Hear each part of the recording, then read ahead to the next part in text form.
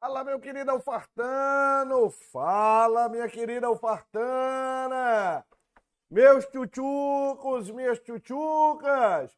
Meu caríssimo concurseiro, minha caríssima concurseira, professor Ítalo Trigueiro na área, galera, para bater um papo com vocês a respeito de geografia, meninada, reta final aí da SPSEX, trazendo para vocês aí parte dessa realidade, tá? Agradecer já a participação de todo mundo que está acompanhando a gente. Reta final, meu irmão, é reta final, não tem muito segredo.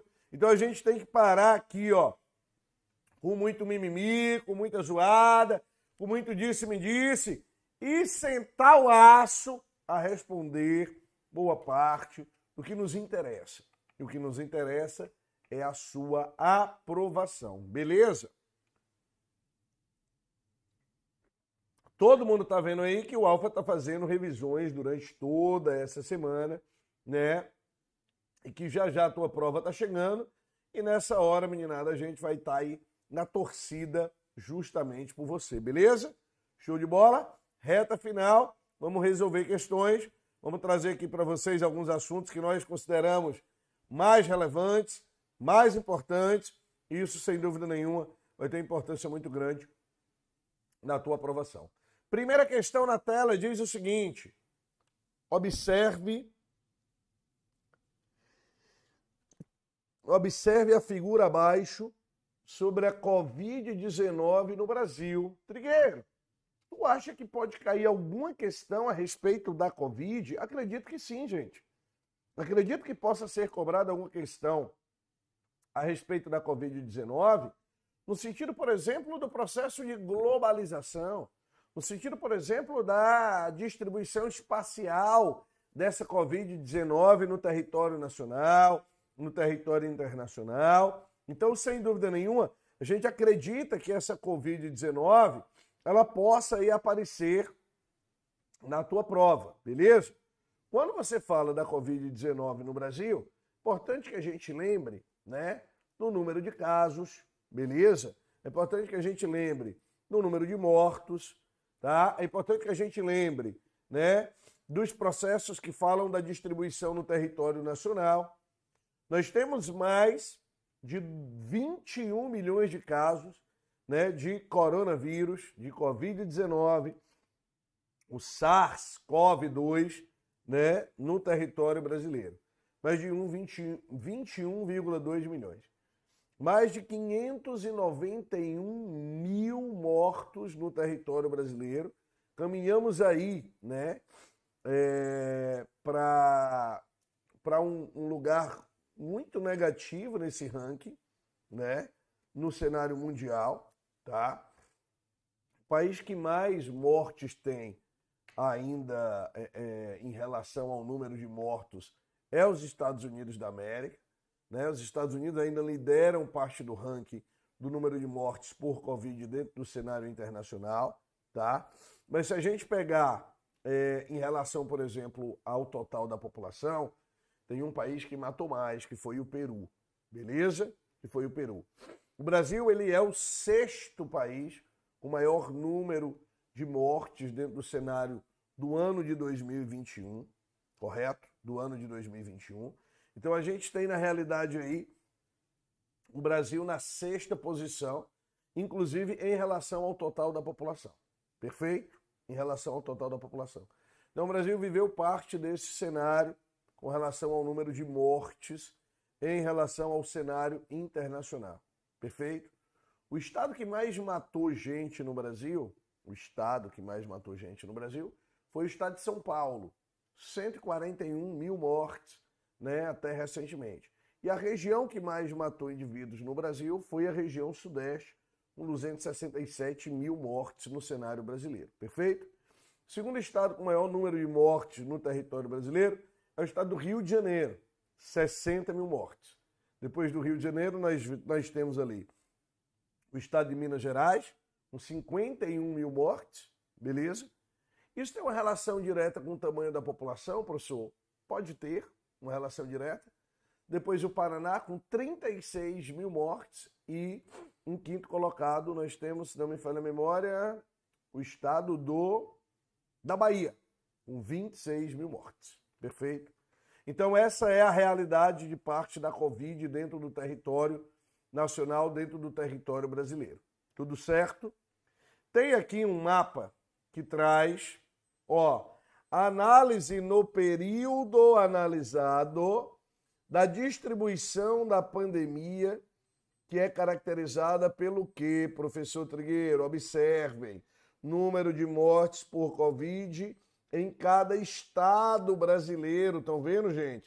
Rio de Janeiro, mais de 8 mil mortos. São Paulo, mais de 12 mil mortos. Ceará, época, mais de 5 mil mortos.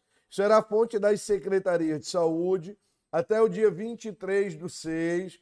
Isso era outubro de 2020. Está aqui a notícia, da BBC. Perfeito, galera?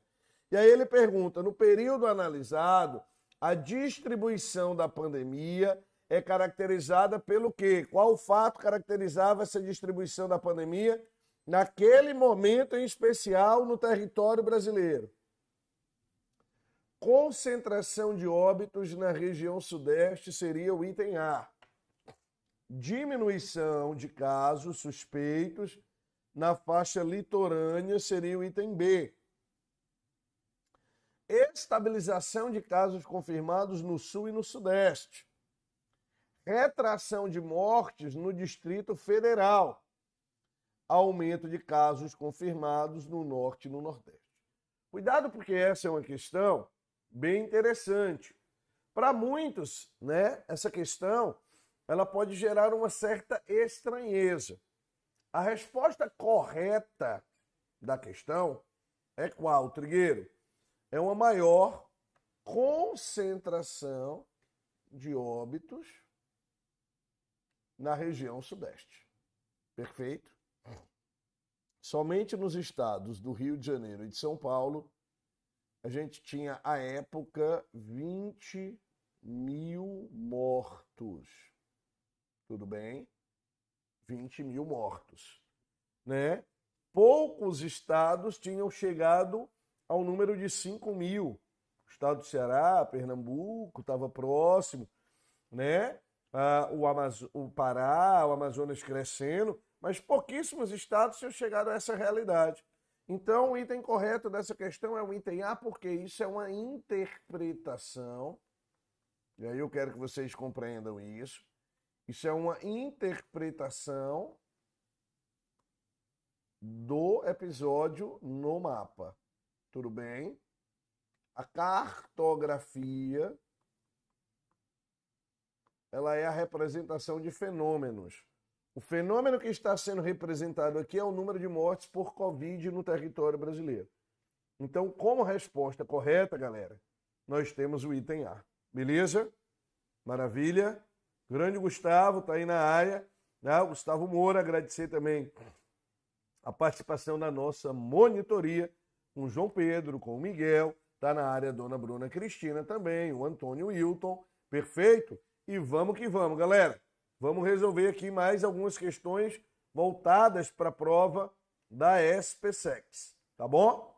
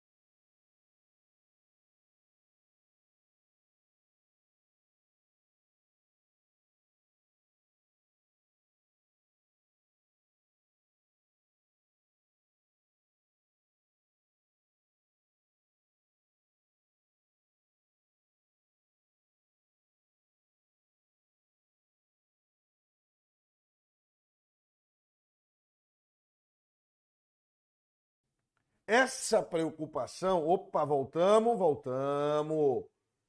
voltamos, né? Isso. Agora tudo ok. Então, estava dizendo para você que nós estávamos falando sobre a questão sobre os refugiados. Tudo bem? Professor, quem é refugiado?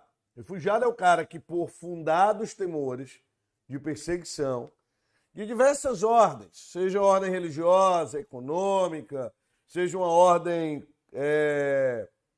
étnica, sexual, por associação a algum tipo de grupo político, esse cara ele é ou ele seja perseguido. E esse cara ele tem medo de ir embora do país, tudo bem? Ele tem medo de ficar no país, ele foge do país. Ele tem que romper fronteiras, tá bom? Aqui ele vai destacar na questão o caso dos imigrantes da Venezuela para o Brasil, né? E ele continua dizendo o seguinte: esse caso se iniciou em meados de 2016 e se intensificou com a deterioração social, política e econômica do país vizinho. As Nações Unidas estimam que mais de 5 milhões de venezuelanos já deixaram seu país, em busca de proteção e assistência, sendo que a maioria se encontra na América Latina e no Caribe. As autoridades brasileiras estimam que aproximadamente 260 mil venezuelanos vivem no país. Até julho de 2020, mais de 130 mil solicitações de reconhecimento da condição de refugiado foram registradas por venezuelanos no Brasil. Inicialmente, os venezuelanos migraram para o Brasil em um movimento chamado de migração pendular. Esse termo está correto em que a afirmativa ele pergunta para a gente o que é essa migração pendular. Professor, no primeiro momento os venezuelanos migravam para o Brasil numa migração pendular. É isso, gente. Por mais que a questão tenha trazido para a gente a ideia de refugiado, ela puxou para outro tipo de migração, correto? Que seria o que nós chamamos de migração pendular. Você sabe o que é um pêndulo? Pêndulo é um negócio que faz isso aqui, ó.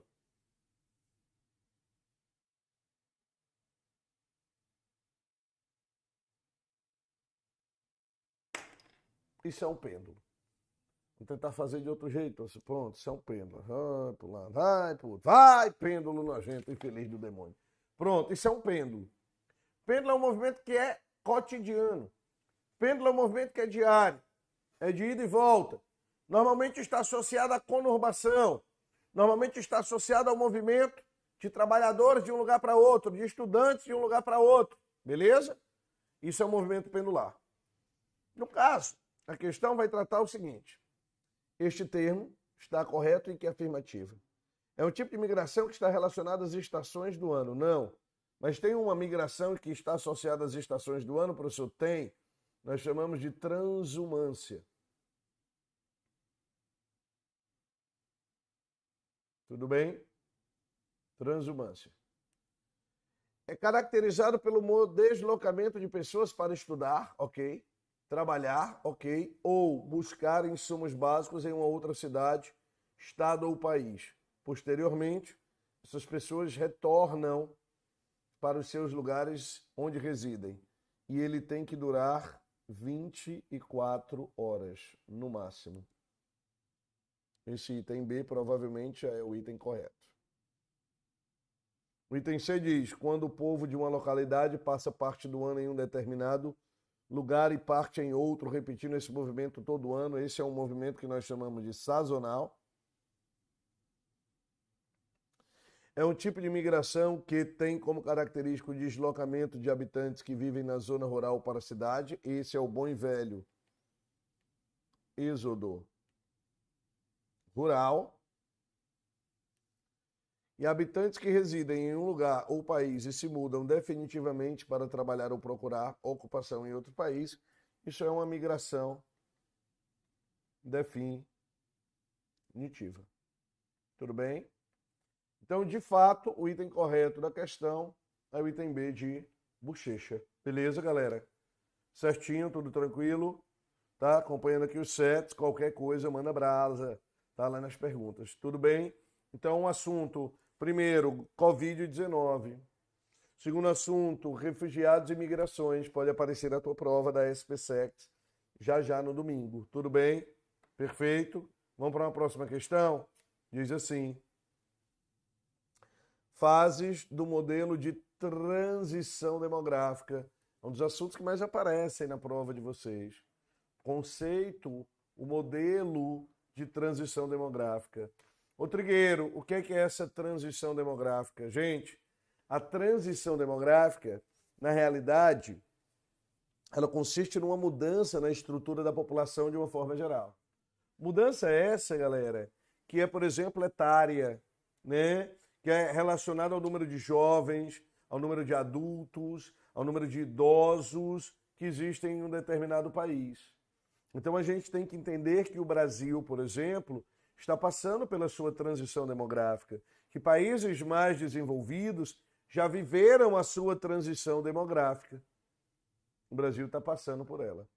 E no gráfico em si eu tenho aqui, ó, fases do modelo de transição demográfica, né? Uma primeira fase, uma segunda fase, terceiro momento, quarto momento.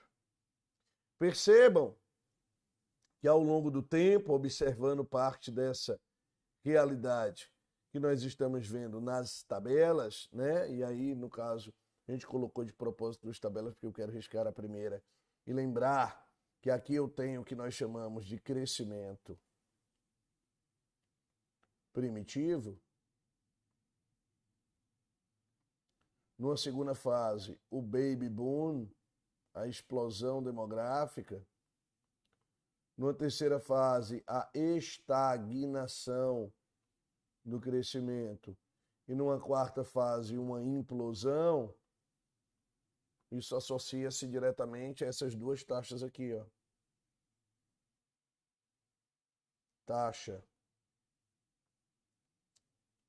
de natalidade bruta e taxa de mortalidade bruta. Tudo bem? E percebam, olha, a taxa de natalidade bruta e de mortalidade bruta na primeira fase, ela é muito parecida. Ela é muito similar. Mas o crescimento vegetativo ainda é positivo. Todo mundo lembra que o crescimento vegetativo é a taxa de natalidade menos a taxa de mortalidade. Tudo bem? Beleza. Que a segunda fase do processo industrial, ou demográfico, melhor dizendo, que é a fase industrial, é marcado por uma queda brusca na taxa de mortalidade. TN cai. Mas a TM, que é a TM cai e a TN continua alta. Numa terceira fase, a TN cai e a TM se mantém baixa. Numa quarta fase, a TN cai mais ainda e a TM se mantém lá abaixo. Aqui o crescimento vegetativo ainda é positivo, aqui o crescimento vegetativo ainda é positivo, mas aqui o crescimento vegetativo é negativo. Por isso que a gente diz que tem uma implosão demográfica. Certo? Beleza? Vamos embora. Cuidado com questões de transição demográfica. Elas podem aparecer na prova de vocês, trazendo a realidade tanto de Brasil, quanto a realidade de mundo, hein? Então abra o olho, fique ligado nisso. A questão vai falar sobre o quê, professor? Sobre o cenário mundial, sobre a transição de uma forma geral, sobre a análise do modelo de transição demográfica. Que permite afirmar o quê, professor? O item A, ele vai dizer o que para mim, Trigueiro? Que na fase 1, os altos índices de natalidade são determinados pelo processo acelerado de urbanização. Volta para a imagem. Urbanização só vai aparecer na fase 2, galera. E não na fase 1. Perfeito? Basicamente, se você ler as informações que estão no gráfico, você consegue resolver a questão. Vamos continuar? Questão 2 vai dizer o seguinte, o item B. Fase 2, há uma significativa queda na taxa de mortalidade devido ao que ficou conhecido como revolução sanitária. Olha aqui, ó, fase 2. Taxa de natalidade, professor, de mortalidade, ela despenca, né, Trigueiro? Despenca.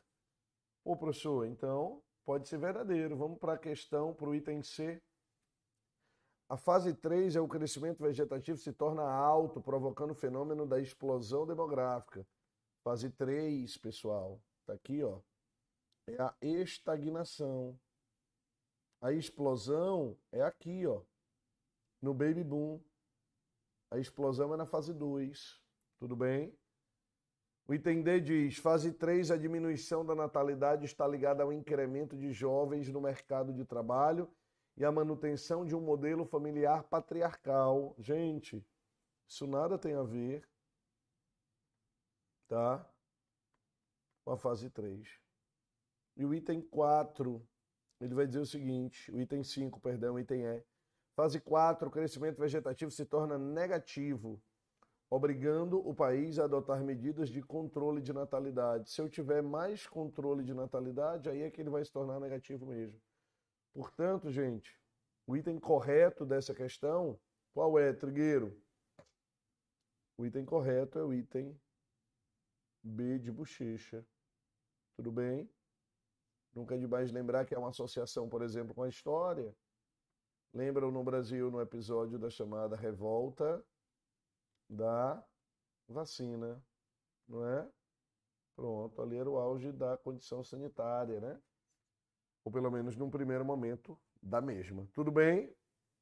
Galera, então nenhum segredo. Tudo certinho. Vamos para a questão seguinte, que vai tratar de quê, Trigueiro? De pirâmides etárias. Outro assunto muito importante. Outro assunto que está diretamente associado às provas da SPSEC. E aqui eu tenho duas pirâmides.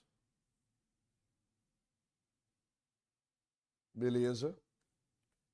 Essa pirâmide claramente marcada por um número muito grande de quem, Trigueiro? De jovens. Um número menor de adultos. E com um número de idosos ainda menor.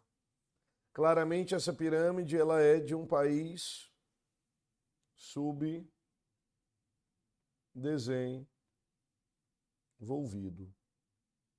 Tudo bem? Pirâmide 2, eu tenho um número de jovens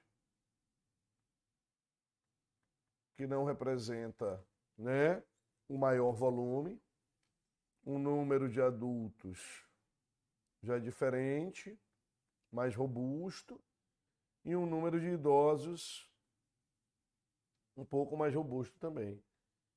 Eu estou aqui num país que a gente poderia dizer ser em desenvolvimento, que está no caminho, por exemplo, da condição de um país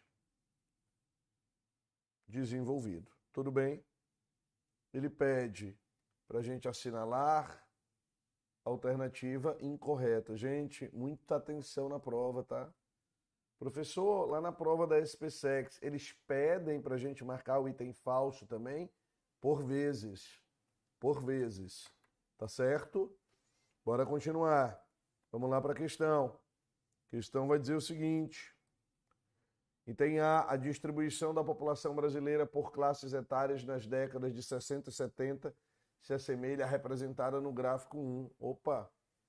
A época, o Brasil, Trigueiro, era considerado um país subdesenvolvido? Sim. Então esse item está correto? Tá. Não é o item que eu quero.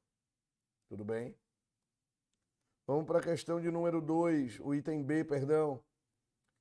Enquanto no gráfico 2 pode estar representando um país desenvolvido ou em desenvolvimento, o gráfico 1 é caracterizado por países mais pobres da Terra, como os da África subsaariana. Para mim, esse item já é o correto. Deixei ele aí pseudo marcado. O item C diz, os dois gráficos anteriores correspondem aos quadros populacionais de países europeus. De jeito nenhum. Tá? Países europeus, de jeito nenhum. O item D diz assim para mim. O gráfico revela um país de elevada taxa de natalidade e uma baixa longevidade. Professor, será que não? Elevada taxa de natalidade e reduzida, né, expectativa de vida? Será que não, professor? Sim, galera, sim. Tá? Professor, então, peraí ainda. Será que é o B? Calma. Olha aqui, ó. O item E diz, o gráfico 2 apresenta uma realidade das duas últimas décadas na demografia brasileira. Mentira. Professor, ele quer o item incorreto. É. Mas, Trigueiro, o gráfico, tu disse que poderia ser supostamente o B? Poderia. Mas o item C é mais correto? É mais correto. E o que é que está errado no B? País desenvolvido. Não pode. País desenvolvido tem uma base de jovens menor. Tudo bem?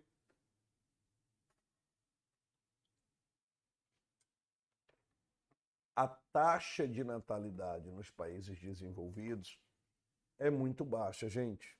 Muito reduzida. Tá?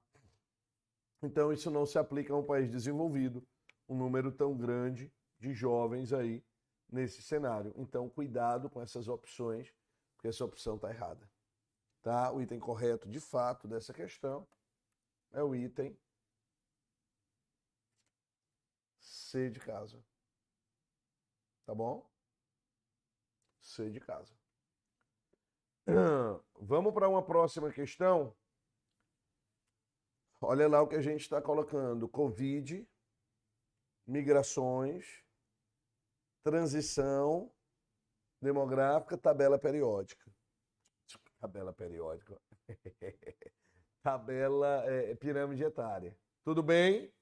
Certo? Abra o olho nas dicas que eu estou te dando. Vamos pensar em mais uma questão aqui. Essa é uma questão agora sobre geopolítica. Sobre geopolítica. Completamos no ano de 2020 10 anos da Guerra Civil Síria. Tá certo? Guerra Civil da Síria. Temos uma probabilidade muito grande na sua prova de cobranças sobre o Oriente Médio. Por quais motivos? Lembrem-se disso. Motivo 1. Motivo 1. Os 20 anos do ataque às torres do World Trade Center. Isso é um excelente motivo. Os 20 anos da invasão do Afeganistão. Isso é um excelente motivo. Os 10 anos da Guerra Civil da Síria no ano passado. E os 10 anos, tá? Aliás, desculpa, os 10 anos da Guerra Civil da Síria. E os 10 anos da famosa Primavera Árabe também. Então eu tenho bons motivos para acreditar que o Oriente Médio pode aparecer na sua prova da SPSEX de domingo. Os assuntos são múltiplos, são variados. Falar de Oriente Médio nós sabemos que é muito complicado e eu vou falar em duas questões. Nessa primeira guerra civil da Síria, o que é que nós temos que lembrar, professor? A guerra civil da Síria ela é resultado, ela é consequência direta da famosa Primavera Árabe. O que é que foi a Primavera Árabe, professor? Foi um levante popular que explodiu em diversos países da chamada MENA, que é uma região hoje que dentro da geopolítica se discute muito. Como é o nome, professor? MENA. M-E-N-A. Middle East and North Africa. Gostaram aí do inglês britânico? Ah, garoto! Middle East, Oriente Médio, e North Africa, o norte da África, aquela África mais islâmica, tudo bem? Aquela África mais ao norte. De Tunísia, Marrocos, Líbia, Egito, tudo bem? Na Tunísia começa a Primavera Árabe, onde um vendedor de frutas, o Moacir Bossassi, ele num ato de desespero ateia fogo no próprio corpo porque não tinha dinheiro para pagar o que o Estado cobrava de impostos para que ele pudesse vender frutas na sua banquinha de frutas.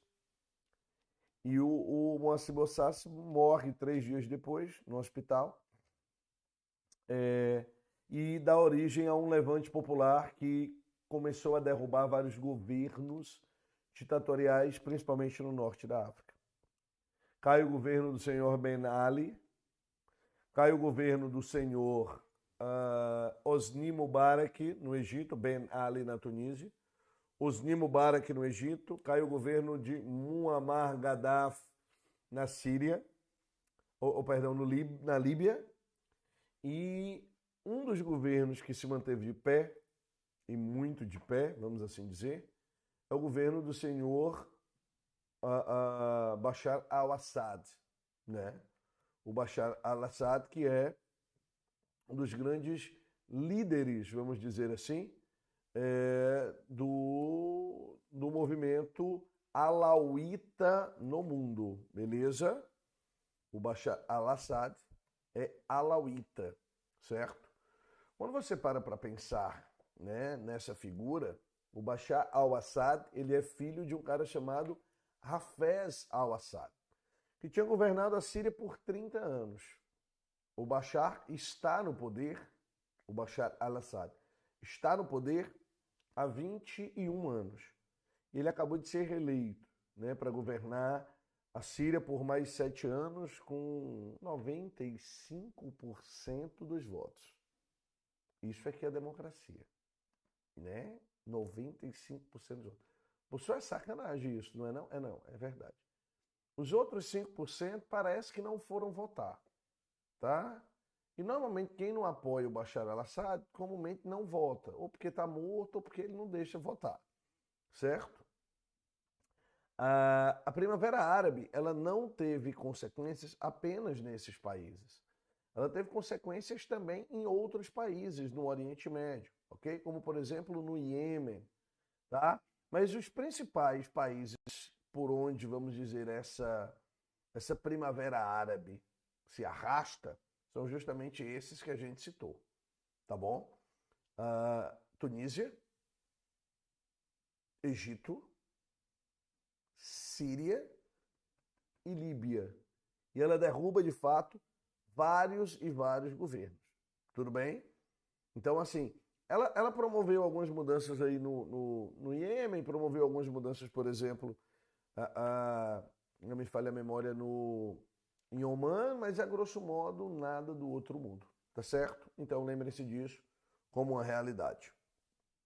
Professor, estão me perguntando aqui, né? O que é a alauíta, que a gente acabou de citar, né? O Bashar al-Assad, ele é um alauíta. Alauíta é um grupo étnico, tá, da religião islâmica, ok? Os alauítas compõem uma espécie de doutrina, tudo bem? Cuidado porque é muito comum que a gente acredite que no mundo árabe eu só tenha sunitas e xiitas. Está errado, tá bom? Está errado. Eu não tenho só xiitas e sunitas no Oriente Médio, não, professor? Não. Eu tenho xiitas, eu tenho sunitas, eu tenho o que a gente chama de carixitas e eu tenho ainda os sufis, tudo bem? Uma galera, né, muito doida, que quer chegar até lá através da dança e tal, a galera meio maluquinha, beleza? E quem são, professor? Os alauítas. Os alauítas são uma parcela do grupo xiita, Tudo bem? O xiismo ele é dividido em quatro grupos, né? Na realidade, desculpa, 3 grupos, que são os ismaelitas, os jafristas e os zaidistas. Os jafristas são divididos em akbaristas, alauítas e alevitas. Então, o que é um alauíta? Me perguntou aqui a minha amiga.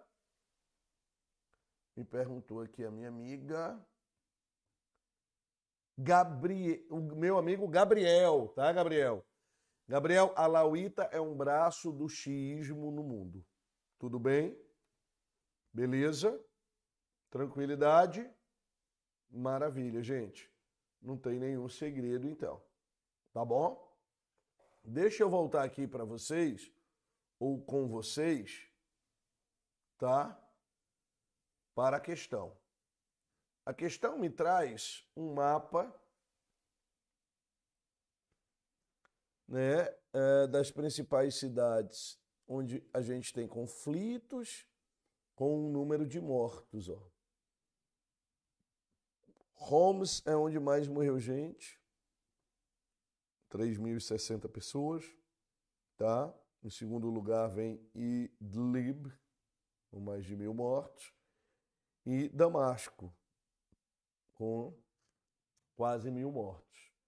Mas percebam que tem lugar onde, aliás, Idlib com Rama, perdão, com 1.131 mortos. Então, assim, perceba que tem lugares onde morreu muito mais gente, ó. Outros, né, como Alepo, 231, Tartus, 173, enfim, tá? E a questão me pergunta o seguinte: o mapa apresenta o conflito interno na Síria com a apresentação de um quadro onde estão indicados os tipos de relação entre os países da região e os acontecimentos que caracterizam a situação. Os índices representados no quadro estão estrategicamente dispostos sobre determinadas regiões no mapa, orientando a compreensão de que a comunidade internacional se preocupa desnecessariamente com a relação entre Iraque e Síria. Apareceu isso aqui na tua prova, é provável que esteja errado. Tudo bem?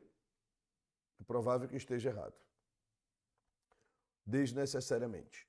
O item B vai dizer o seguinte: o conflito se mostra ainda indefinido, porque há um equilíbrio entre os governos vizinhos que apoiam e os que não apoiam o governo sírio. Professor, quem é que apoia a Síria? A Rússia, o Irã, o Hezbollah. Esses países, esses territórios, apoiam a Síria, tá? Quem é que não apoia, professor? De jeito nenhum a Síria.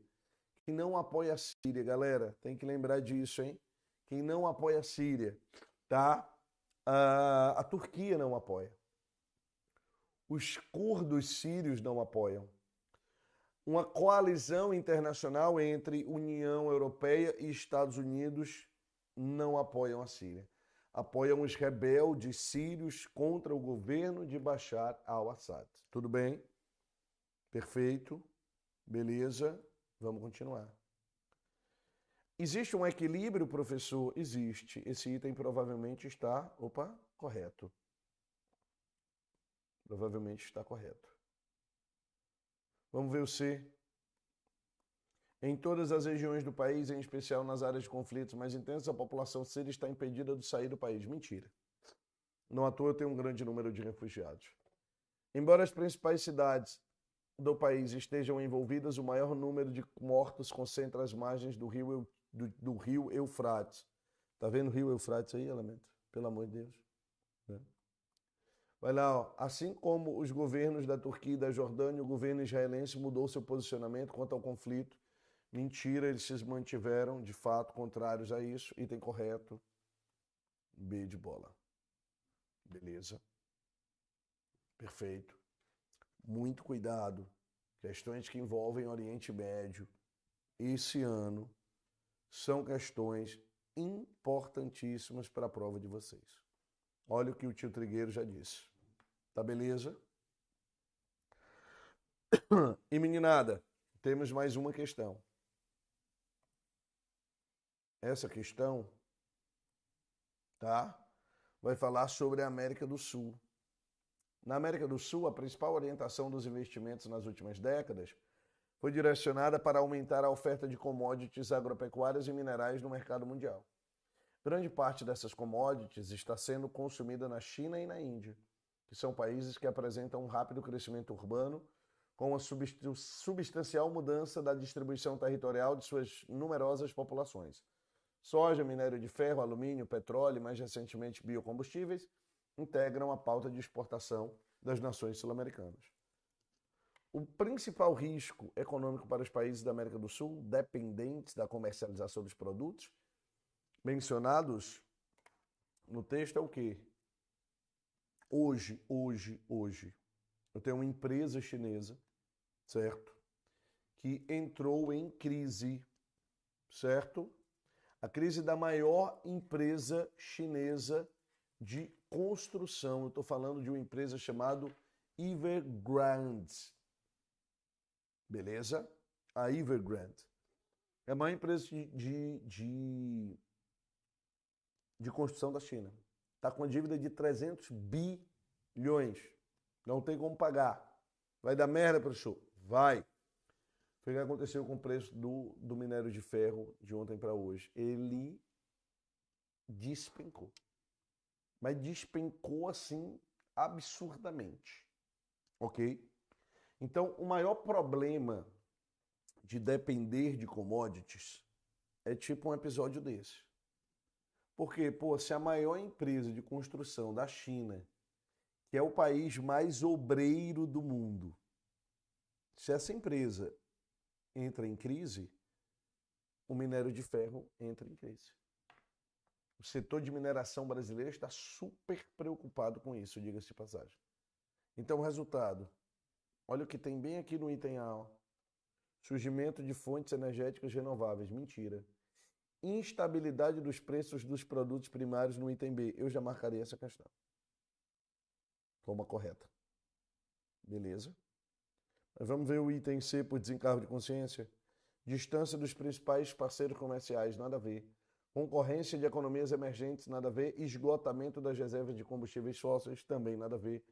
Item correto, instabilidade do preço internacional no mercado. Isso é um grande problema. Grande problema mesmo. Beleza? E meninada, mais uma questão sobre o Oriente Médio. Se liga. Olha aqui. Partilha da ONU 1947.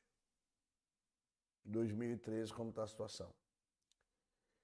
A gente tem um Estado judeu, uma Palestina ainda buscando reconhecimento e áreas de controle internacional. No caso, Jerusalém. Tudo bem? Desde a fundação do território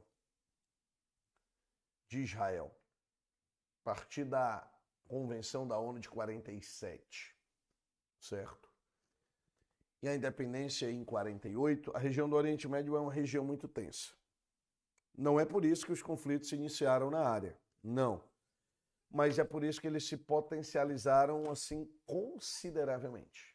Consideravelmente. Em 1948, a gente tem a Primeira Guerra Árabe-Israelense, chamada de Guerra de Independência. Em 1949, nós temos... Em 1956, nós temos a Guerra de Suez.